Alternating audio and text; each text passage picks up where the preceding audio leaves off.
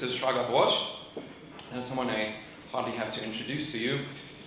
He first joined the family business in 1977 and then worked his way up the corporate ladder, acquiring experience and expertise as he advanced from oven factory manager to CEO. Since 1990, he has served as chairman of the board of directors and entrusted the company's operations to his brother. Shraga is one of the best-known businessmen in the Israeli business world, thanks to the various roles he has fulfilled outside his company. He has served as the chairman of the Federation of Economic Organizations of Israel. He is the president of the Manufacturers Association of Israel and chairman of the Israel Export and International Cooperation Institute. In addition, Shraga served as a lieutenant colonel and a lieutenant colonel regiment commander, and he was the acting interim mayor of his hometown, Ramat Gan. Shraga currently also serves as the chairman of the Israel-Britain and the Israel-Russia Business Council, and I'll have some questions for him about that later. And he knows something about the problematic relationships because he's the honorary consul of Turkey in Israel. I'd like to ask Mr. Brosh to give us a brief overview. What is the situation really today? If we talk about directives and about deep cooperation and we talk about threats, what is the feeling right now in the business world, and has it changed lately? Thank you. Good morning. I don't know if I'm going to surprise you or not, but I can assure you that the business community in Israel don't really feel any problems to deal with our colleagues in Europe in general, not in the EU countries and not in the other European countries. It's even not an issue just because I really believe that our customers knows how to appreciate quality, technology, know-how, prices, services. As well, our suppliers wants to sell, wants to make business, and Israel is a quite growing market, especially if you will look the last few years through the international economic crisis. Israel, in spite of all of that, continue to grow, slow but to grow. If you look into the figures between the trade between all the European countries and Israel, it was grown about 20% since 2010. The last 2 years is stable. The trade is more or less $37 billion. Benefit, by the way, the import from Europe to Israel. But still we have to do a lot.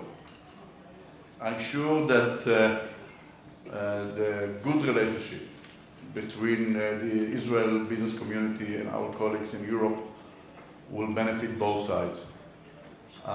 We can see that in the last few years, more and more international companies based in Europe follow the Americans by opening R&D centers in Israel. Companies like Deutsche Telekom, like Siemens, like Telefonia, like others. You can see more and more direct investments. Yes, it's still not enough. We have more or less $10 billion of foreign investments in Israel, and just a very small portion of that is from Europe, but years ago it was zero. And I believe that this trend will go and will be bigger. Actually, we even not by personal relationship between us and us as a business community and our colleagues, we even are not speaking really about the political issues. Just during lunch maybe, and then we of course represent Israel, trying to explain the difficulties and what is the solutions. But mainly, business is business and political is political. And this is the reason why I really don't like very much what I heard lately, that my colleagues from the business community try to explain the government in Davos, the Israeli government in Davos, how to run the business with Europe. Not because I don't believe that it's dangerous, just because I believe that these things has to be done here in Jerusalem, not in Davos. And I'm sure that this conflict, which I believe personally that the two-state solution is the solution, in the end of the day, will reach an agreement. Let's hope sooner is better, but we have to discuss this here at house, and they all know that business as usual. I would like just to touch to the few sentences that Ambassador Anderson just touched about the industrial zones behind the green lines. I must tell you that, Mr. Ambassador, that the business community understand, I believe it was 10 or 15 years ago, that cooperation between us and our colleagues from the Palestinian territory is necessary and has to be started and pave the way to the peace. And economy is one of the subjects, I believe, that will benefit the peace process in general speaking. And we also understand that we cannot leave two countries. One is hitting $30,000 per capita, and the other one is, I don't know, $1,000, $2,000 per capita. It's impossible. You have to do something if you want really to live in peace, one next to the other. And these industrial zones that create in these places like Barkan, like Atarot, I must tell you that is essential to how relationship can be created. We have thousands of Palestinians working there, together with thousands of Israelis, shoulder to shoulder, making the same money, the same legislations, the same benefits, the same conditions under the Israeli laws.